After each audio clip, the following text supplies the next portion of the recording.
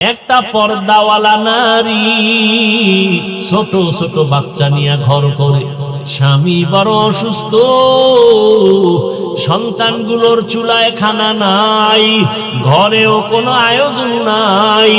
একদিন আর 2 দিন আর 3 দিন সন্তানগুলো এক পর্যায়ে কান্নায় ক্ষুধার তৃষ্ণায় পাগল হয়ে যায়।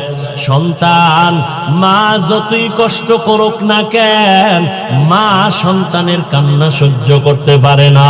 মা বাবায় না খাইয়া সময় কাটায়, সন্তানের না খাওয়াইয়া কাটাইতে পারে না। ওই আল্লাহর বান্দি এক পর্যায়ে এতটা নিঃস্ব, সন্তানের আর খানাও দিতে পারে না, কামাই রুজিও বন্ধ হয়ে গেল।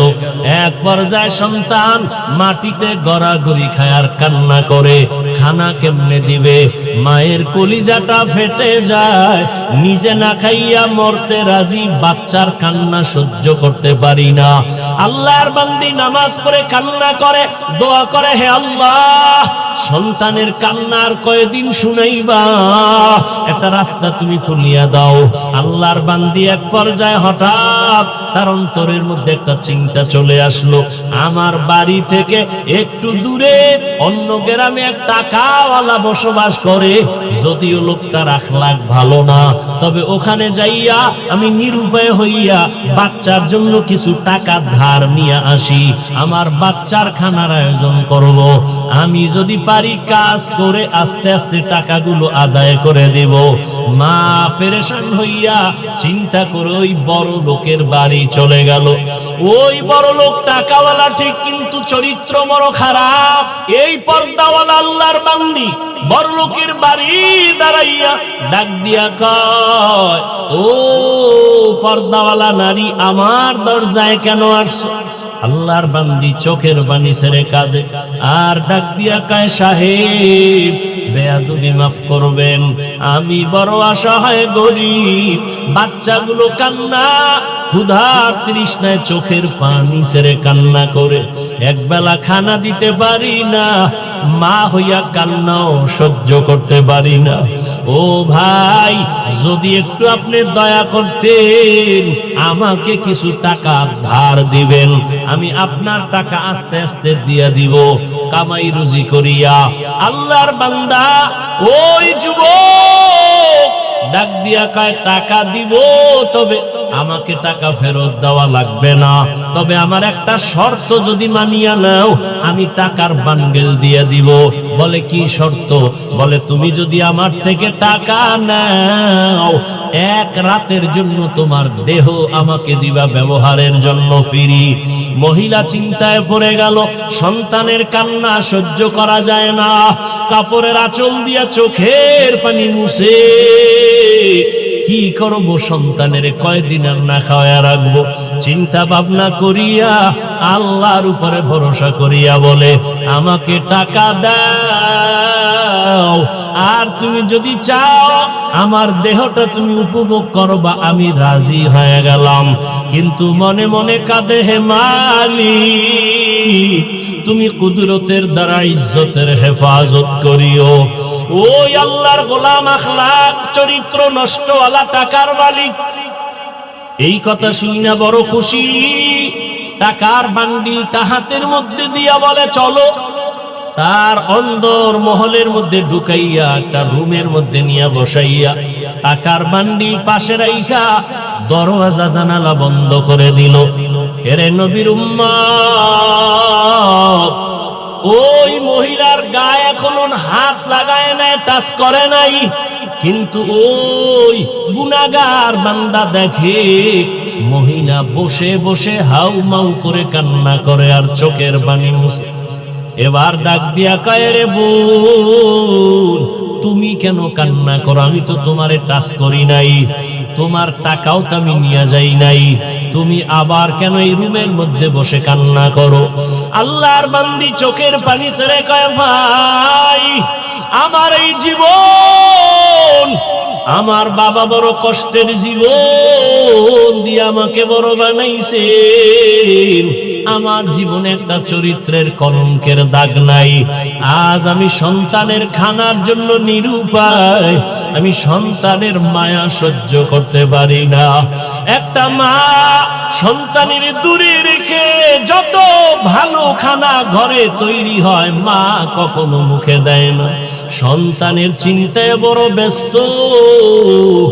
আমি মা ভালো খাবো না জানি সন্তান কত কষ্টে জীবন কাটায়। মা ডাক দিয়া কয়, রে ভাই তুমি আমার শরীরের মধ্যে টাচ করো নাই, আমার জীবনে আমাকে কোনো বেগানা টাচ করে নাই। আজ আমার কপাল এত খারাপ, আমার সন্তানের খানা ক্ষুধার তৃষ্ণা আমি বাধ্য হইয়া তোমার সামনে আসি। তোমাকে দেখি তুমি দরওয়াজা জানালা বন্ধ করেছো, কিন্তু আমি তো ভয় পাই আমার মালিক দুনিয়ার কেউ দেখবে না, তবে আমার আল্লাহর দেখার দরজা কেমনে বন্ধ করবা? আমার আল্লাহ তো কোরআনে ওয়াদা করেছেন, ফাইনামা তুআল্লু ফাসাম্মা ওয়াজহুল্লাহ। ওরে বান্দা তুই কই দৌড়াইতেছো? যেদিকেই যাবি সেদিকেই আমি আল্লাহ হাজির। ওয়া হুয়া মাআকুম আইনামা কুনতুম। আমার আল্লাহকে ফাঁকি দেওয়ার কোনো উপায় নাই।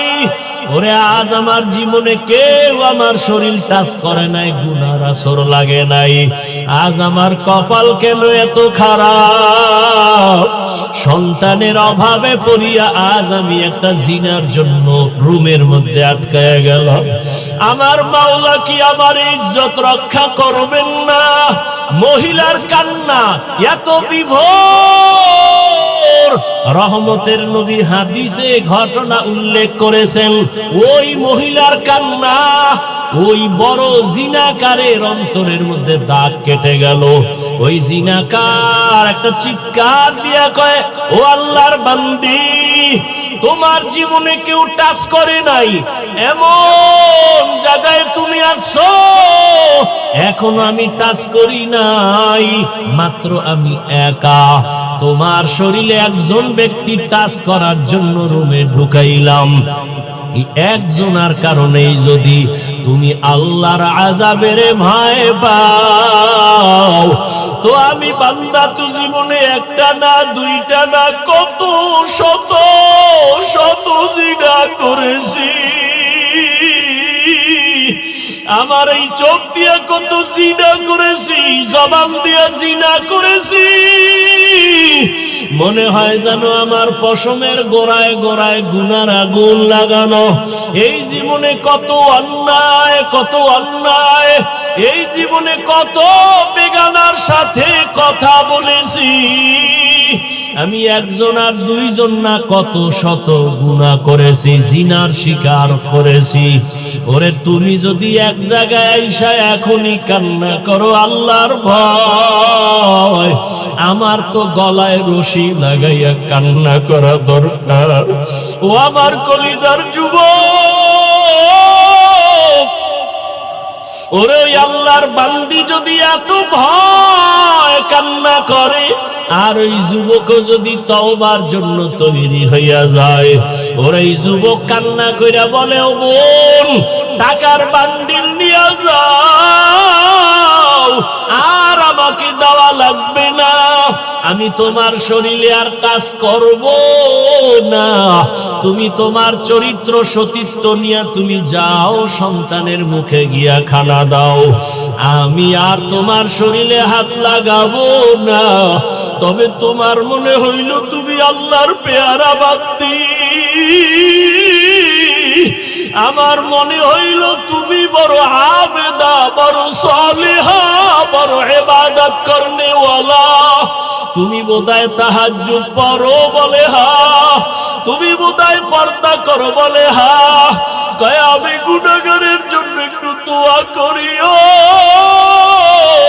ওরে তুমি যদি আমার মাওলার জাহান্নামের আযাবের ভয় যদি তুমি কান্না করো, জানি না ওই জাহান্নাম জানি কত ভয়ঙ্কর, আল্লাহর আদালত না জানি কত ভয়ঙ্কর। মহিলা বলে, হ্যাঁ আল্লাহর আযাব বড় ভয়ঙ্কর। কিয়ামতের ময়দানে আমার আল্লাহ সেদিন রাগ নিয়ে আওয়াজ দিবেন, লিমানিল মুলকুল ইয়াউম লিল্লাহিল ওয়াহিদিল কাহ্হার।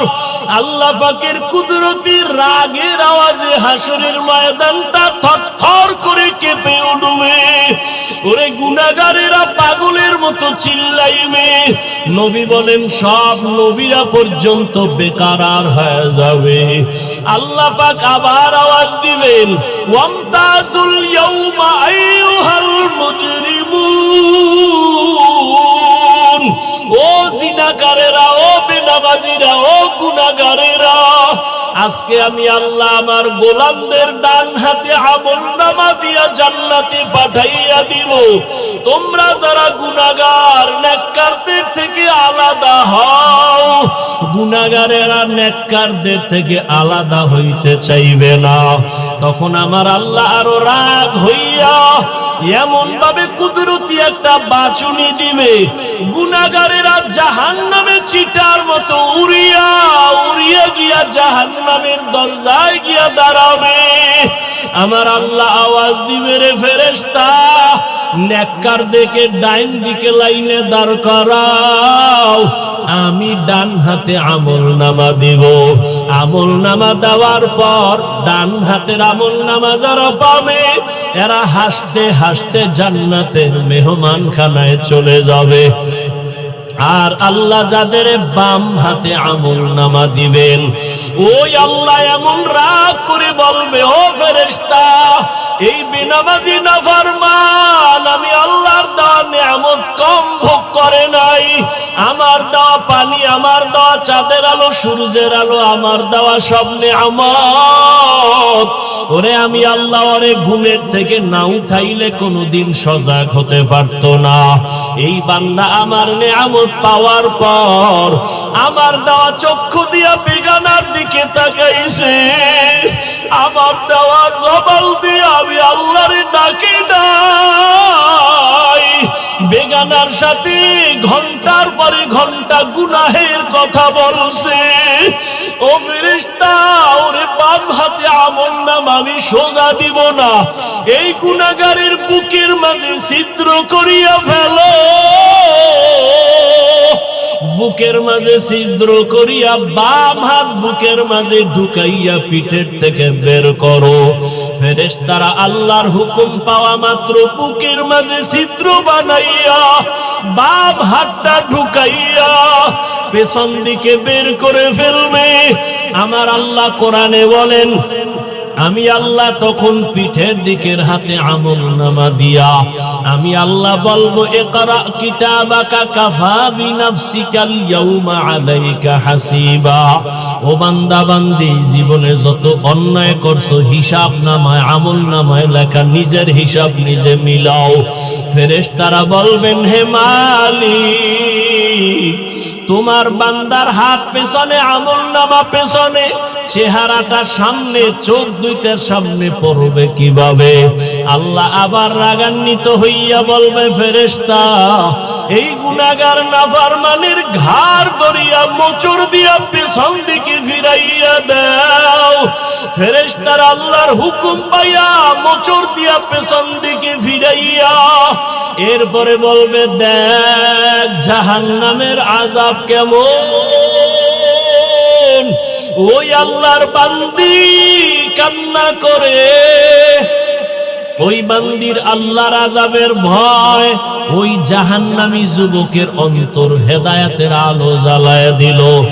ওই বান্দির কথায় পড়িয়া ওই জিনাকার যুবক বলে, আমার জন্য দোয়া করিও, আমি আর কোনোদিন জিনা করব না। এমন ভাবে তওবা করিয়া রাতের বেলা সেজদায় গিয়া কান্না শুরু করলো, আল্লাহ আমি তোমারে চিনতে পারি নাই। ও আল্লাহ, তোমার দেওয়া নিয়ামত খাইয়া কত গুনাহ করেছি। ওরে ওই কবরে আমার আজকে দুনিয়াতে টাকা পয়সা বাড়ি গাড়ির অভাব নাই, কিন্তু আজকে আমার মরণ হয়ে গেলে আমি একা, আমার ডানে মাটি বামে মাটি আর কিছুই নাই, সাদা কাফনের প্যাকেট বানাই আমার কবরে রাখবে। এইভাবে কান্না করিয়া তওবা করে ফেললো। আর ওই আবেদা আল্লাহর বান্দি টাকা নিয়ে বাড়ি চলে গেল। ওই জাহান্নামী জিনাকার এমন ভাবে তওবা করে ফেললো, কিছুদিন অসুস্থ থাকিয়া দুনিয়া থেকে আল্লাহর বান্দা বিদায় হয়ে গেল। ওই সময় নবী হাদিসে লেখছেন, ওই সময় ভালো মানুষ যদি মারা যাইতো, তার বাড়ির দরওয়াজার মেইন গেটে একটা লেখা উঠা থাকতো। কে লেখতো কেউ জানতো না। ভালো থাকলে লেখা থাকতো লোকটা বড় ভালো, আবার গুনাহ নিয়ে কবরে গেলে লেখা থাকতো বাড়ির গেটে লোকটা বড় খারাপ। ওই আল্লাহর বান্দা যখন দুনিয়া থেকে বিদায় হয়ে গেল, এলাকার সবাই বড় খুশি। একটা গুনাহগার জালেম সন্ত্রাসী চলিয়া গেল, আমরা বড় নিস্তার পেয়ে গেলাম, শান্তির জীবনে বাস করব। কিন্তু সবাই রওয়ানা, বাড়ির দরজার গেইটে কি লেখা আছে দেখবো। সবাই বাড়ির গেইটে গিয়া তাকায় দেখে আরবি একটা শব্দ লেখা, হাদিসের ভাষা। নবী হাদিসে বলেন, ওই বাড়ির গেইটে গিয়া লেখা দেখে সবাই আরবিতে লেখা, কদ গফারাল্লাহু লিল কিফলি। ওই বান্দার নাম কিফলুন, ওই বান্দার কিফলি নামের বান্দার নামে আরবি লেখা, কদ গফারাল্লাহু লাকা লিল কিফল। এই লেখা দেখা মানি হলো আল্লাহর ঘোষণা, ওই বান্দা তোমার জীবনের গুনাহ মাফ হয়ে গেছে, আল্লাহ তোমাকে মাফ করে দিয়েছে। ও কিফলি নামের বান্দা, কদ গফারাল্লাহু লাকা, কদ গফারাল্লাহু লিল কিফল। এই লেখা দেখা মানুষ পেরেশান হয়ে গেল। এলাকার চিহ্নিত জাহান্নামী গুনাহগার জিনাকার, ওর বাড়ির দরওয়াজায় এই লেখা কেন আসলো?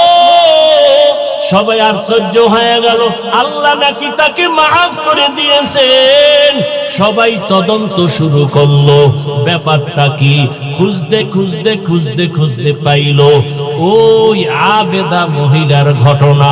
সবাই মহিলার বাড়ি চলে গেল, মহিলাকে আইনা ওই বাড়ির দরজায় দাঁড় করাইয়া এরপরে সব ঘটনা শুনলো। মহিলা ডাক দিয়া কয়, আমি আল্লাহর একজন গুনাহগার বান্দি, জীবনে আমার শরীর কেউ টাচ করে নাই, বেগানা, আমি চোখ দিয়া কোনো বেগানা দেখি নাই, আমি গুনাহ করি নাই। সন্তানের ক্ষুধার তৃষ্ণা মিটাইতে এই জিনাকারের বাড়ি আসছি, টাকা দেওয়ার শর্তে আমারে রাতের বেলা ব্যবহার করবে। আমাকে রুমের মধ্যে যখন ঢুকাইছে আমি কান্না শুরু করে দিছি আল্লাহর আযাবের ভয়, আল্লাহর আযাবের ভয়। আল্লাহ কোরআনে ওয়াদা করেন, যারা আমার আদালতে দাঁড়াইয়া হিসাব দেওয়ার ভয়, যারা গুনাহ থেকে নিজেকে বাঁচাবে, তওবা করবে, আল্লাহর কাছে বলবে, হে মালিক, আমার মতো গুনাহগার কেউ নাই, আজকে থেকে তওবা করলাম, আর চোখের গুনাহ করব না, জবানের গুনাহ করব না, হাতের গুনাহ করব না, অন্তরের কল্পনায় গুনাহ করব না। হযরতে আলী নবীর দোয়া পাইলেন, নবী বললেন, আমি হইলাম এলেমের ঘর, আর এই ঘরের দরওয়াজাকে আলী। আলী খুব খুশি হয়ে গেলেন, আল্লাহ হযরত আলীরে এই পরিমাণ ইলম দিয়েছেন। কি পরিমাণ বলবো? ধৈর্য হবে তো ইনশাআল্লাহ। হযরত আলী আল্লাহর শুকর আদায় করেন, হে মালিক, সম্মানের চেয়ারে বসার জন্য দুই পুঁজির একটা পুঁজি লাগে, হয়তো লাগে টাকা পয়সা মাল সম্পদ, না হয় লাগে শিক্ষকতা যোগ্যতা ইলম। ও দয়ার মালিক, তুমি আমাদের ইলম দিয়েছো, টাকা দাও নাই, মাল দাও নাই, তোমার শুকর আদায় করি। রাজিনা কিসমাতাল জাব্বার ফিনা, লানা ইলমুন ওয়ালিল আদায় মালু, ফাইন্নাল মা লা ইয়াফনি আন কারিবিন, ওয়া ইন্নাল ইলমা বাকিন লা ইয়াজালু। হযরত আলী ডাক দিয়া বলেন, ও আল্লাহ আমাদের টাকা পয়সা দেন নাই, ইলম দিয়েছেন। শুকর আদায় করি, কারণ টাকাওয়ালার টাকা আজ আছে কাল থাকবে না। কথা বলেন না কেন?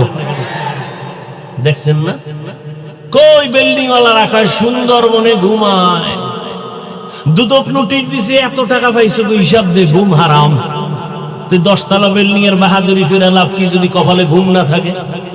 সুইস ব্যাংকে টাকার পাহাড় করে লাভ কি যদি ওই টাকা আমার পরিবারের কেউ ভোগ করতে না পারে?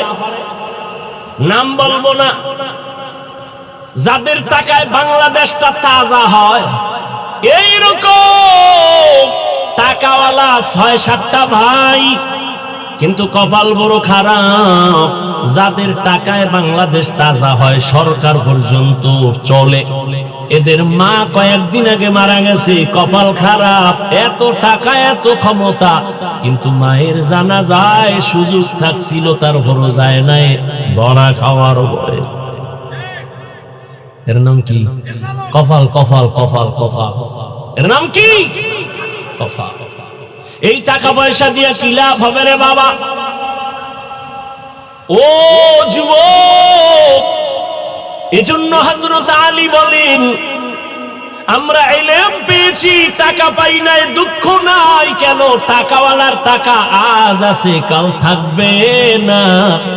ইলম ওয়ালার ইলম যখন সিনায় ডুববে, আর ইলম বিদায় হবে না। ভালো করে মনে রাখবেন, টাকাওয়ালার টাকা আজ আছে কাল থাকবে না। কোটি টাকার মালিক দেখো, অভাব হয় না দূর, গরিবে ঘুমায় আরাম করে মনটা বাহাদুর। ফেরাউনের লাশটা দেখো মিশর জাদু ঘরে, খায় না মাটি পোকা মাছি সবাই ঘৃণা করে। হৃদয়ে থাকিবে যার নম্রতা সাদা, রহমত আসিবে সেথা প্রভুর ওয়াদা। বড়র বাড়াই থাকলে দিলে রহমত আসবে না, নিজেকে নিজে ছোট মনে করিও সদা। উঁচু জমিন থেকে পানি নিচু জমিনে যায়, তেমনি খোদার রহমত আসে নম্রতার হৃদয়। ভোগবিলাসের বাড়ি গাড়ি পরে রবে সব, ভোগবিলাসের বাড়ি গাড়ি পরে রবে সব। থাকতে সময় স্মরণ করো আল্লাহ আমার রব, থাকতে সময় স্মরণ করো আল্লাহ আমার রব। এর নবীর আশিক হযরত আলী বলেন, ইলম পেয়ে খুশি, টাকা চাই না, কারণ টাকাওয়ালার টাকা আজ আছে কাল থাকবে না। ইলম ওয়ালার ইলম সিনায় ডুববে, আর ইলম বিদায় হবে। তবে এখানে ছাত্রদের জন্য একটা পয়েন্ট আমি বলে রাখি, ও আমার কলিজার ছাত্র বাবারা, ইলম সিনায় ডুববে। ও স্কুল কলেজের ছাত্র, ও মাদ্রাসার ছাত্র বাবারা, জ্ঞান যখন তোমার ভেতরে ডুববে, বিদায় হবে না, হবে না, হবে না ফাইনাল। তবে ভয়, কখনো কখনো ইলমটাও চলে যাবে। কেন? কয় দুইটা বেয়াদবি করলে। কয় কি? 1 নাম্বার, ইলমের সাথে যদি বেয়াদবি করো, ইলম থাকবে না। 2, ইলম যারা শিখায়, এই ইলম ওয়ালাদের সাথে যদি শিক্ষকের সাথে বেয়াদবি করো, তো ইলম তোমার মধ্যে থাকবে না। তুমি একদিন দেখবা অনেক বড় আলেম, এক সময় দেখবা তোমার জিহনের মধ্যে কোনো আয়াত নাই, কোনো ইলম নাই। বড় কঠিন কথা। ও আমার ছাত্র বাবারা, আমরা জীবনে মাদ্রাসায় পড়েছি, জীবনে ছোটবেলা থেকে আমার বাবা কোনদিন একটা ফুল প্যান্ট, কেন হাফ প্যান্টও পরার নাই, লুঙ্গি আর পাজামা পরছি, আর এই গোল জামা বড়টাই পরছি, কানিফারাও পরি নাই। কিন্তু একটা বাংলা লেখা পাইলে ওই কাগজটা সম্মান করে সম্মানের জায়গায় রাখি। আর ও ছাত্র বাবারা, ওই বাংলা পৃষ্ঠার বইয়ের পৃষ্ঠা ছিঁড়া তুমি জোতার মধ্যে ঢুকাইয়া পরীক্ষার হলে যাও নকল করার জন্য। যেই বিদ্যা দিয়া তুমি এখন শিক্ষিত, সেই বিদ্যার পৃষ্ঠা তুমি ছিঁড়ে চুরি করে নকল করেছো, তাহলে তোমার রেজাল্ট কি? ছাত্র জীবনে বিদ্যা চোর, চেয়ারে বসলে হবে সরকারের টাকা চোর। এলমেরা এজাজু করদন বেহিসাব, খলকেরা দাদন জওয়াবে বাসওয়াব। টাকাওয়ালার টাকা আজ আছে কাল থাকবে না, এলেমওয়ালার এলেম সিনায় ঢুকবে বিদায় হবে না। তবে বিদায় হতে পারে না, পারে না। শিক্ষকের সাথে বেয়াদবি করলে এলেম থাকে না। হযরত আলী বলেন, আমাকে একটা অক্ষর যিনি শিখাইছেন তার মূল্য কত? মান আল্লামানি হারফান ইনশাআ বাআ ওয়া ইনশাআ আতাকা। আমাকে একটা অক্ষর যিনি শিখাইছেন তার মূল্য এত, চাইলে আমাকে গোলাম বানাইয়াও রাখতে পারেন, বিক্রিও করে দিতে পারেন। শিক্ষকের সাথে প্রতিবাদ করার কোনো সুযোগ নাই। 2 নাম্বার ব্যবধান, আমি টাকা পাইয়া খুশি না, এলেম পেয়ে খুশি। কেন? টাকাওয়ালার বয়স যত বাড়ে, টাকা যত বাড়ে, তত দুশ্মন বাড়ে। আর এলেমওয়ালার যত এলেম বাড়ে, তত বন্ধু বাড়ে। ঠিক না? টাকাওয়ালার যত টাকা বাড়ে, তত দুশ্মন বাড়ে। নিজের বউ দুশ্মন, নিজের মাইয়া ফলা দুশ্মন। কি এই নজির বাংলাদেশে নাই? বাবার টাকা পায় না, দেয় না, টাকা নেওয়ার জন্য বাবার গলায় ছুরি ধরছে সন্তান, মাকে মেরে ফেলেছে সন্তান, টাকা দাও। এই জন্য টাকাওয়ালার যত টাকা বাড়ে দুশ্মন বাড়ে, এলেমওয়ালার যত এলেম বাড়ে তত বন্ধু বাড়ে। 3 নাম্বার, টাকাওয়ালা যত বয়স বাড়ে তত সবার ঘৃণা বাড়ে, আর এলেমওয়ালার যত বয়স বাড়ে সবার মোহব্বত বাড়ে। ঠিক না? টাকাওয়ালা বুড়ো হয়ে গেছে, ছেলেও কয় মরে না কেন? তাই তো টাকা আমি পাই। মেয়েও বলে মরে না কেন? গোপনে ইমাম সাহেব রেখা একটা জালালি খতম লাগাও, বাবা যেন তাড়াতাড়ি খতমে মরে। টাকা পয়সা সব আমি বাতাসে উড়াবো। আর ইলমওয়ালা যত বুড়া হয়, বড় বড় বড় বড় মুহাদ্দিস সাহেবরা লাইনে দাঁড়ায় বড় আল্লাহ ওয়ালার জুতা সোজা করার জন্য। হযরত আলীর আল্লাহ এত জ্ঞান দান করেছেন, নবী নাই, আবু বকর নাই, খেলাফতের চেয়ারে এখন কে আছেন?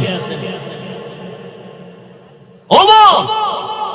রহমতের নবী গেলেন, চলে আসলেন আবু বকর, আবু বকর চলে গেলেন, আসলেন কে? ওমর। চেয়ারের মধ্যে বসা, ক্ষমতার মসনদে বসা, পাশে হযরত আলী।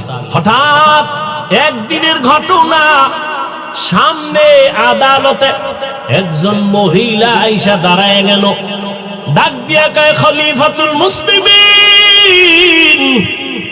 ওমরের তো বুঝেন কেমন বেডা, যে শয়তান দেখলে দৌড়। যেই শয়তান আল্লাহর সাথে চ্যালেঞ্জ দিল, সেই শয়তান ওমরের দেখলে ফালায় যায়। কি পাওয়ার ওমরের! কথার আগে তরবারি রেডি। ওমরের আদালতে দাঁড়াইছে এক মহিলা, দাঁড়াইয়া বলে, খলিফাতুল মুসলিমিন, আমার বিচার করেন, আমি অপরাধী। ওমরের পাশে কে আছেন বলেন? হযরত আলী। ওমর বলে, কি সমস্যা, কি কি অন্যায় করছো? মহিলা ডাক দিয়া কয়, আমি জিনা করেছি, আমার পেটে একটা অবৈধ বাচ্চা আছে, আপনি আমার বিচার করেন, আমি অন্যায় করেছি, আমার পেটে অবৈধ একটা বাচ্চা, আমি চাই দুনিয়ায় আমার বিচার হয়ে যাক। এই অপরাধে আমি আল্লাহর আদালতের আসামির কাঠগড়ায় দাঁড়াতে চাই না। দুনিয়ার বিচার সহ্য করা যাবে, হাসরের বিচার সহ্য করা যাবে না। ওমর কয়, এত বড় অপরাধী জল্লাদ, তরবারি কই? আলী তাকায় দেখে যে এখন মাইরেই ভালাই। হযরত আলী খলিফাতুল মুসলিমিন ওমরকে বললেন, ওই যে নবী দোয়া করছে, আলীর জ্ঞান বাড়ায় দাও, আলী আমার এলেমের দরজা। খলিফাতুল মুসলিমিন করেন কি? কয়, ওরে জবাই করুন। একটু থামেন। কেন? কয়, খলিফাতুল মুসলিমিন, এখন ওই মহিলাটাকে যদি হত্যার আদেশ দেন, মহিলা অন্যায় করেছে ঠিক আছে, কিন্তু গর্ভের বাচ্চার কি কোনো অন্যায় আছে? কয় নাই। তাহলে বাচ্চার উপরে বেইনসাফি হবে না? ওমরের মাথা ঘুরে গেছে। আলী, ফয়সালাটা আপনিই করেন। হযরত আলী বললেন, এই আম্মা জান, দিব্যি আরামে নিশ্চিন্তে আপনি বাড়ি চলে যান। বাড়ি যাইয়া আরামে খাবেন আর ঘুমাবেন। দীর্ঘদিন আপনি সন্তান রুষ্টপুষ্ট করার জন্য খানা খাবেন। সন্তান যখন দুনিয়াতে আসবে লালন পালন করে বড় বানাবেন। এক পর্যায়ে সন্তান যখন নিজের পায়ে দাঁড়াবে, এই গর্ভের সন্তান নিজের কদমে যখন চলা শিখবে, জ্ঞান হবে, ওই সময় আপনি আসবেন আদালতে। তখন আপনার একার বিচার করা হবে, সন্তানের উপরে কোনো জুলুম করা হবে না। ওমর ডাক দিয়ে কয়, লাউলা আলিয়ুল্লাহ লাকা ওমর, আল্লাহর কসম, আজকে যদি আলী তুমি না থাকতা আমার পাশে, আমি যেই ফয়সালা দিছিলাম আমার এটাই জাহান্নামের কারণ হয়ে যেত। আলী তোমার দোয়া কাজে লাগছে, রাসূল দোয়া করেছে, তুমি ইলমের দরওয়াজা, আজ সেটা প্রমাণ হয়ে গেল। ইলমের সম্মান, ইলমওয়ালার সম্মান।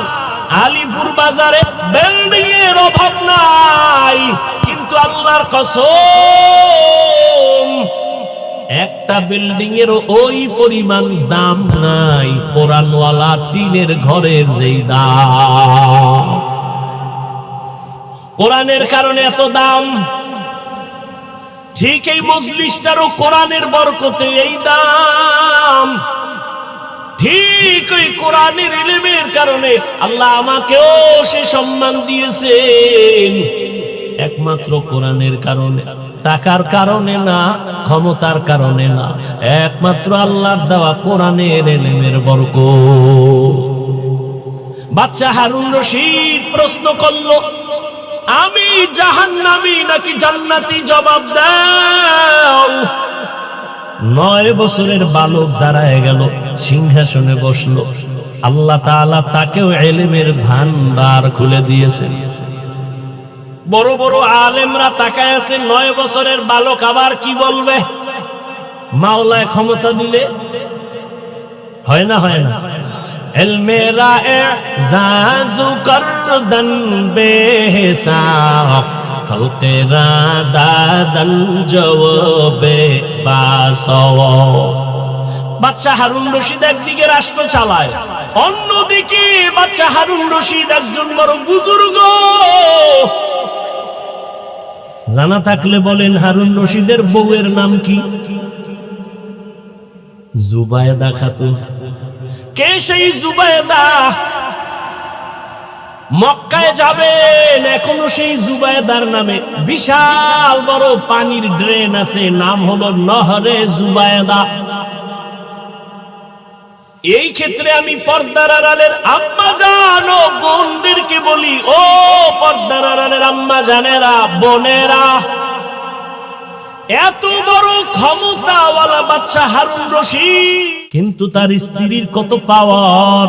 কিন্তু জুবায়েদা এমন একজন আল্লাহর গোলাম, হলো আল্লাহর বান্দি, কোরআনে হাফেজা। সুবহানাল্লাহ। কোরআনে শুধু কি তাই, এই জুবায়েদার কাজের মহিলা 100। কত? প্রত্যেকটা কাজের মহিলা কোরআনে হাফেজা। জুবায়েদা কয়, আমি চাই আমার ঘরের মধ্য থেকে প্রত্যেকটা মিনিট আর সেকেন্ডে যেন কোরআনের তেলাওয়াতের আওয়াজ হয়। আওয়াজ কেমনে? মহিলা 100 জন কাজে ভাগ করে দিছে, তুমি আধা ঘন্টা তেলাওয়াত করবা, এরপরে কাজে নামবা। আবার এই মহিলা তুমি তেলাওয়াত শুরু করবা, তুমি আবার 1 ঘন্টা তেলাওয়াত করে কাজে নামো। এইভাবে 24টা ঘন্টা জুবায়েদা খাতুন কাজের মহিলাকে রেডি করে দিছে যে কোনো না কোনো মুহূর্ত যেন কোরআন তেলাওয়াত ছাড়া আমার ঘরের মধ্যে আওয়াজ না হয়। কেমন জুবায়েদা আর আমগো ঘরের আম্মাজান বোনদের কাজের লোকের কি হালাত। কত কপাল পোড়া আমরা, ঘরের মধ্যে কোরআন শরীফ আছে কিন্তু কোন কপাল পোড়া এমন আছে 20 বছর হইছে একটা দিন খুইলাও দেখলো না যে কোরআনটা কেমন। এত বয়ান করে হুজুরেরা, দেখি ভিতরটা কেমন। ওরে কোরআন তো এমন একটা কিতাব যেটা খুইলা শুধু তাকায় দেখলেও সওয়াব। ওই যে একটু আগে বলছি বাইতুল্লাহ দেখলে ঠিক কোরআন দেখো সওয়াব। নবী বলেন কোরআনের উপরে আঙ্গুল দিয়ে টেনে টেনে তাকাইয়া তাকাইয়া যদি কোরআন তেলাওয়াত করো চোখের পাওয়ার কোনোদিন নষ্ট হবে না। আল্লাহর কোরআন এত মজার, যার কণ্ঠ যত সুন্দর তার তেলাওয়াত তত। দুনিয়াতে কত কথা শুনি, কবিতা শুনি, একবার দুইবার তিনবারের বেশি ভালো লাগে না। আর আমার আল্লাহর কোরআন যত শুনি ততই অন্তরে চুম্বুকের মতো টানে। কথা ঠিক নেই, কিন্তু কপাল বড় খারাপ। ওই কোরআন পড়ানোর জন্য বাবারও ফিকির নাই, মায়েরও ফিকির নাই। এরে আল্লাহর বান্দা, নিজে আলেম হতে পারলেন না, একটা সন্তানকে কোরআন পড়ায়ও যদি বাসায় আসলে শুনতেন, ও বাবা একটু কোরআন তেলাওয়াত কর, সূরা ইয়াসিনটা তেলাওয়াত কর। যেই ঘরে ফজরের নামাজের পরে কোরআন তেলাওয়াত হবে, সূরা ইয়াসিন তেলাওয়াত হবে, ওই ঘরের মধ্যে আমার আল্লাহ ফেরেশতা দিয়া পুরা বাড়ি পাহারা দিবে। জুবায়েদা স্বপ্ন দেখছে, বাইতুল্লাহর সামনে দাঁড়াই আছে জুবায়েদা। কেমনে দেখছে? স্বপ্নে।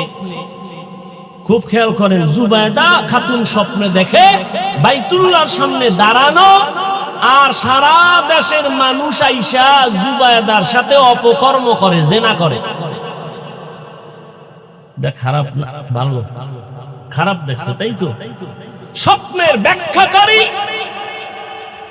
আব্দুল্লাহ ইবনে সিরিন রাহমাহুল্লাহ তার কাছে গেছে, লোক পাঠিয়ে দিছে, যাও এই খাদেমা স্বপ্নের ব্যাখ্যা নিয়ে আসো। আমি বাইতুল্লাহর সামনে দাঁড়ানো, মানুষগুলো এসে আমার সাথে অপকর্ম করে, জিনা করে। তবে স্বপ্নের ব্যাখ্যা নিতে গিয়ে আমি জুবায়েদার নাম কইবা না, কইবা একজনে দেখছে। গিয়েছে খাদেমা, যায় বলে এক বড় ব্যক্তি স্বপ্ন দেখেছে, মহিলা বাইতুল্লাহর সামনে দাঁড়ানো, আর সারা দেশের মানুষ এসে তার সাথে জিনা করে। স্বপ্নের ব্যাখ্যাকারী কয়, কে দেখছে? নাম কও। কয় বলা যাবে না, কয় ব্যাখ্যাও দেওয়া যাবে না।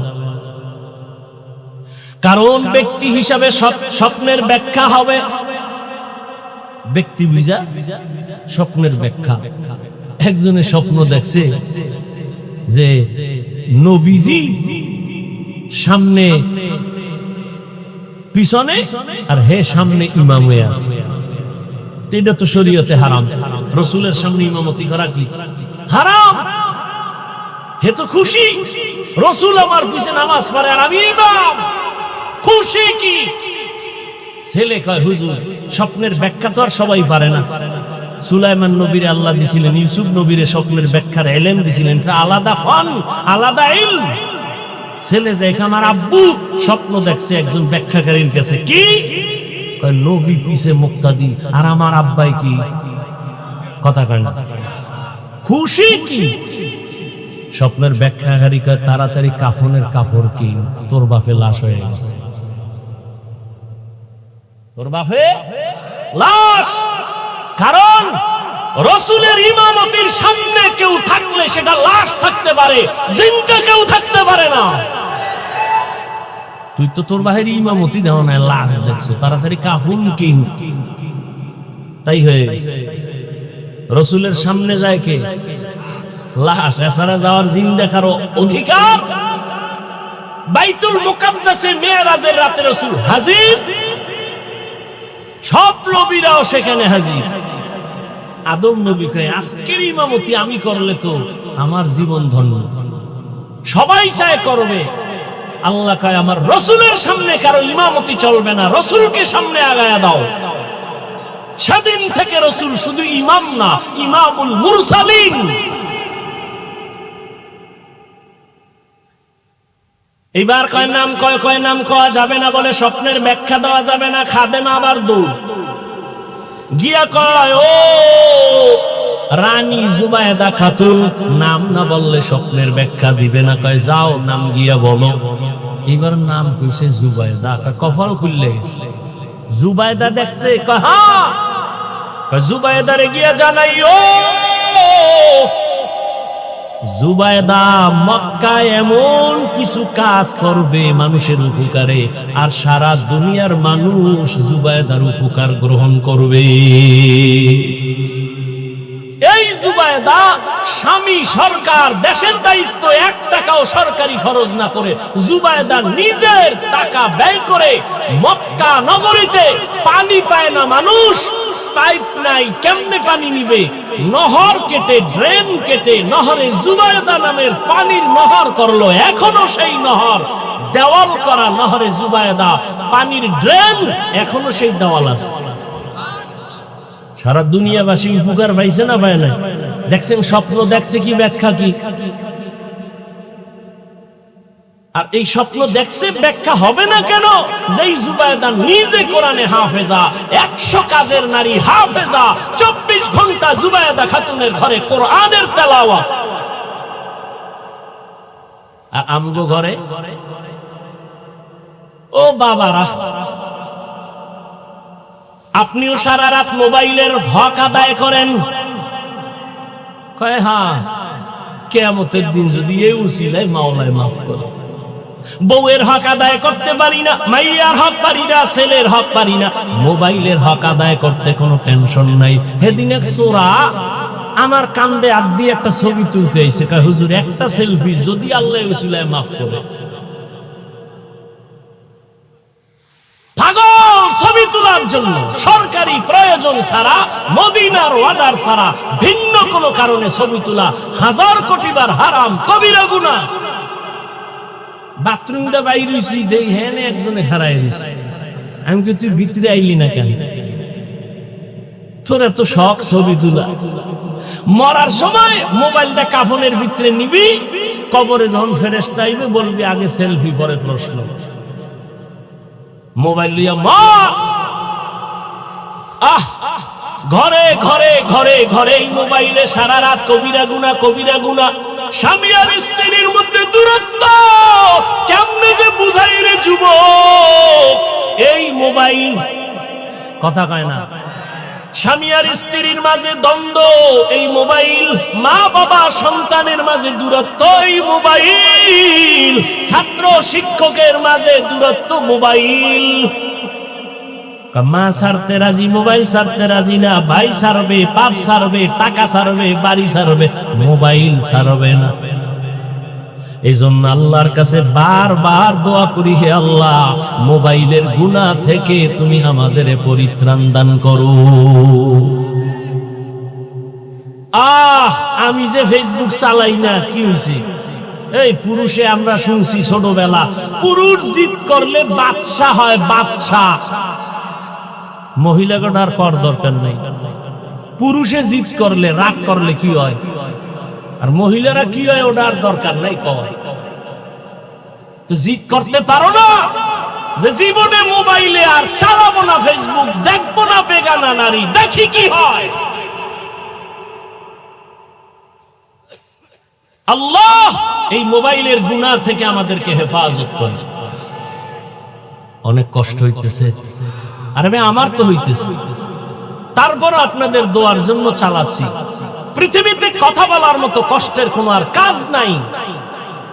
তাও যদি টাইম মতো ঘুম না হয়, কুত্তার মতো সারা দেশে দৌড়। এরপরে 1 লাইনের মানুষ হইলে বুঝান যায় চোখ বন্ধ করে একটা টান দিয়ে গেছি। মানিজ্য দিয়া হরেক লাইনের এক এক মেজাজের এক এক কথা, ঠিক না? গরম কথা কইলে কয় হুজুরের ইমান বেশি গরম, এখনো জীবন। ঠান্ডা ওয়াজ করলে কয় পরের বাড়ি খাইয়া ইমানের ভাওয়ার শেষ। কি শব্দ হুজুর কয় ভাই দাওয়াত কা আলহামদুলিল্লাহ, আমনের বাড়ি কয় নাউজুবিল্লাহ। ভাইরা আমার,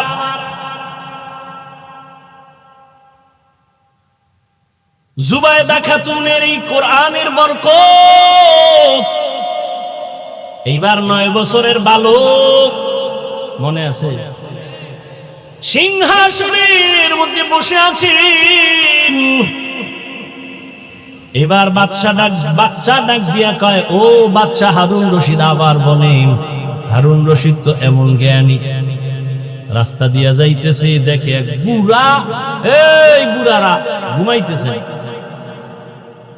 জীবনে তো কম ঘুমান নাই, আর বাঙালিতে আমরা রাত্রে ঘুমায় না। ওই যে একটু আগে বললাম, সারা রাত মোবাইলের হক আদায় করে ঘুমায়, সকালে কি সারা রাত মোবাইল মোবাইল মোবাইল। কয়জন আল্লাহর বান্দা বুকে হাত দিয়া বলতে পারবে যে মোবাইল আমার হাতে আছে, চোখের গুনাহ হয় না, জবানের গুনাহ হয় না, কানের গুনাহ হয় না, অন্তরের কল্পনার গুনাহ হয় না, মোবাইল চালায়? এত বড় চ্যালেঞ্জ কয়জনে দিতে পারবে? যা দিতে পারবে, আল্লাহর শপথ, সেই জমিনের বড় বুজুর্গ যে বলতে পারবে আমি মোবাইল চালাই কিন্তু চোখের গুনাহ হয় না, আমি টাচ মোবাইল চালাই, ক্যামেরা মোবাইল চালাই কিন্তু আমার হাতের গুনাহ হয় না, অন্তরের গুনাহ হয় না, সে এই জমিনের বড় বুজুর্গ। আর একটা কথা খেয়াল করবেন, আল্লাহ মাইয়ে ভোলা দিছে না, কথা কন না কেন? বেয়াদবি মাফ করেন, একটু মোহাব্বত লাগাই কইতো, অনেক কথা বইলে ফেলাই বেয়াদবি নিয়ে। সন্তান ছোট, বাবায় লয়ে গেছে বাজারে, গিয়া ঢুকছে ফল কিনবে, তো বাচ্চা ওই ফলের দোকানে দাঁড়াইয়া এখনো বাবার দাম করতেছে। বাচ্চা একটা ফল দইরা মুখে দিছে, মনে করেন আঙ্গুর। এখন যার জাত মান আছে হের তো কাম শেষ, আর যার মান নাই, ইজ্জতের চিন্তা করে না, হে টেস্ট করতে করতে আধা কেজি হেয়ে গেছে। কয় ভাই কমলা কত? এত। মিষ্টি? দেখেন দে, এইটা থুয়ে গেছে। আঙ্গুর কত? এত। মিষ্টি? কবে আনছো? দেখি, দেখো। দেখতে দেখতে মোটামুটি আধা কেজি খেয়ে গেছে। এরকম কিছু বেহায়া আছে না? এরা ডেলি যদি ফল বাজারে যায় তার ফল কিনে খাওয়া লাগবে। ছেলে, বাচ্চা ছেলে ফল যখন ধইরা মুখে দিছে, ইজ্জত আলার ইজ্জত, ফল থুইয়া বাচ্চার হাতটা ধইরা ডাইরেক্ট বাসায় দৌড়, ঘরে ঢুইকা বিবিরে কয়, বিবি আমার ইজ্জত শেষ। কেন? ফলের দোকানে সন্তান হঠাৎ করে একটা আঙ্গুর মুখে দিয়ে ফলাইছে। বলো, জীবনে আকাম তুমি করছো? বউ কয় না, আমি তো কোনোদিন কারো জিনিস দইরা খাই নাই। স্বামী বলো, তুমি করছো? স্বামী বলে, আল্লাহর কসম আমি কোনোদিন অন্যের জিনিস ধরি নাই। স্ত্রী কয়, হয়তো তুমি নাই তো আমি। বাইর করো, খুঁজো। খুঁজা খুঁজা খুঁজা খুঁজা এবার বউ হঠাৎ করে কয়, হ্যাঁ, বিয়ার আগে আমার আব্বা জানের বাড়ির পাশে আর একটা বাড়িওয়ালার গাছ ছিল, আমগো বাড়িতে জুইকা রইছিল, ওই ডালের ফল আমি ছিঁড়ে খাইছি। বুঝেননি? বুঝেননি? গাছ ভালো হলে ফল কি হবে? একটা বাবা চিন্তা করে না যে আমি যদি চরিত্র নষ্ট করি তো আমার সন্তানের মধ্যে অটোমেটিক সে চরিত্র চলে যাবে। আপনার চরিত্র আলা সন্তানের শিখানো লাগবে না, অটো চলে যাবে। বুঝেন নাই? ফ্রি মাইন্ড আর ডোন্ট মাইন্ড। বউ স্বামীর নাম ধরে ডাকে, স্বামীও বউরে নাম ধরে ডাকে, বউরে ডাকে এই বেবি ওয়েলকাম। বেবিও স্বামীরে ডাকে হৃদয়, ফানি দাও। আল্লাহ দিছে সন্তান, কেউ ভাই নাম ধরে ডাকেন কেন? কয় ডোন্ট মাইন্ড, ফ্রি মাইন্ড। তো সন্তান বড় হইয়া দেহে, এ কয় বেবি, হে কয় সাগর, হে কয় হৃদয়। এখন বাচ্চাও শিখছে ডাক দিয়ে, খায় বেবি, ভাত দে। কিছুদিন পর কয় হৃদয়, টাকা দে। আচ্ছা 2 দিন শোনা যায় সন্তান কইবে আব্বু আম্মু, এটি কয় না, মাথা গরম। এবার রায়বারে গেছে ধইরা, ভাই সন্তান আল্লাহ দিছে, মান সম্মান শেষ, জুতার বাড়ি খাওয়া বাকি। সন্তান নাম ধইরা ডাকি, মাইনসি হইলে তো জুতা দিবে, কি করা যায়? বুদ্ধি একটাই, সন্তানের মাঝখানে বসাইয়া তুমি বউরে কবা একবার আম্মু, বউ তোমারে কইবে একবার আম্মু। এইভাবে প্র্যাকটিস করো তো সন্তানও শিখবে আম্মু আম্মু, নাইলে এছাড়া আর কোনো উপায় নেই। ফ্রি মাইন্ডের কপাল। জিন্দেগি মে বন্দগি তু করনা হে, जिंदगी में बंदगी तू करना है, जिंदगी बे बंदगी शर्मिंदा है, जिंदगी बे बंदगी शर्मिंदा है। यहाँ हम सब मुसाफिर दिल ना लगा,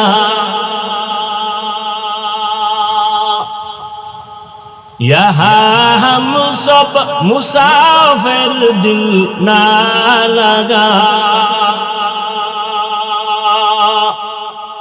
अहले दिल की नजर से रूह करता जा,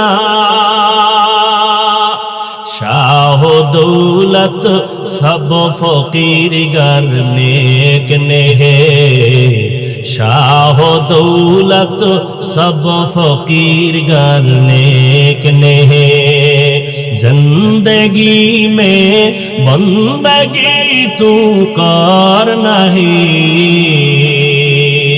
जिंदगी में बंदगी तू करना है,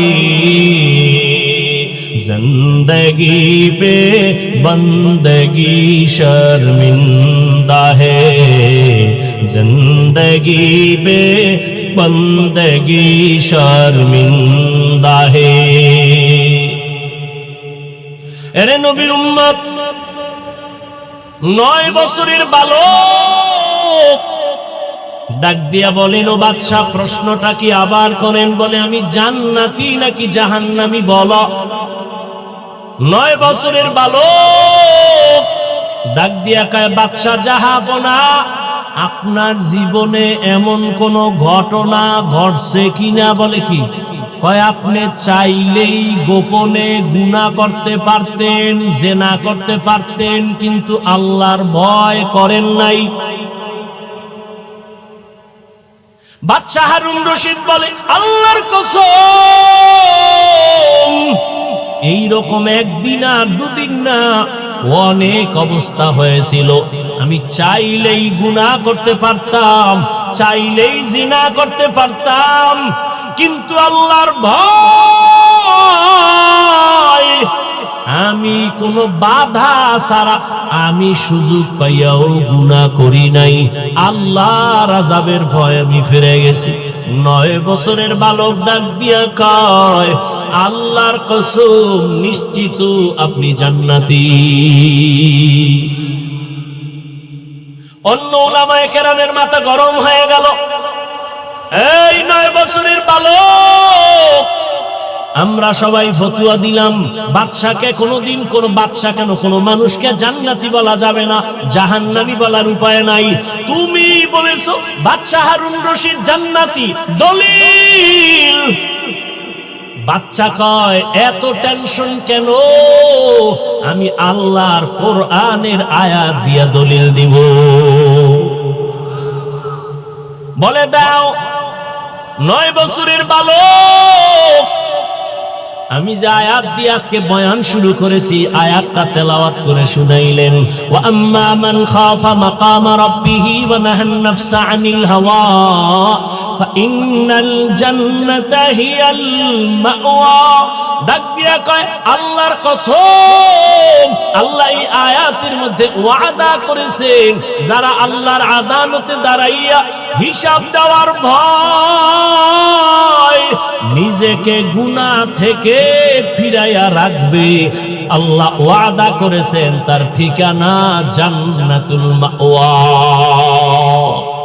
हर के दारत खौफ हक दौर दिल मदाम जन्नतुल मअवा देहद राम काम जुज़बा हक ची जे मखाज इंसो जा फजले उआ मस्ते दर जुमला जहां ঘুম আসতেছে আর একটু সামনে আগাবো একটা কিচ্ছা শোনাবো কিচ্ছা শুনবেন আমার নামে তো এমনি বদনাম আছে হাফিজুর রহমান কিচ্ছা কাহিনীর ওয়াজ করে বলে না বলে যারা বলে ওরাও সিফায় দাঁড়ায় দাঁড়ায় শুনতেছে কি কই সাথে পাইলে সামনে ফেলে জিগাইতাম তুই আইছো কা খোদা আনলে করুন কি হ্যাঁ বান্দা চাইলে কিছুই হয় না আল্লাহ চাইলে যে আবু জাহাল আমার নবীর দুশমন ঘুরে ঘুরে ঘুরে ঘুরে বলে মুহাম্মদের কাছে যাইবা না পাগল হয়ে গেছে ওই আবু জাহিল্লা রাতের গভীর নবীর ঘরের কিনারায় গোপনে দাঁড়ায় দাঁড়ায় রহমতের নবীর জবানে কোরআন তেলাওয়াত শুনে কি আবু জাহাল তুমি আবার গালি দিয়ে আবার ভিতরে গোপনে চুরি করে শুনো কেন যতই বিরোধিতা করি জবান মুহাম্মদের এত নিষ্ঠ তেলাওয়াত শুনলে কলিজা ঠান্ডা হয়ে যায় নবীর তেলাওয়াত কত মজা আমগো তেলাওয়াত মক্কা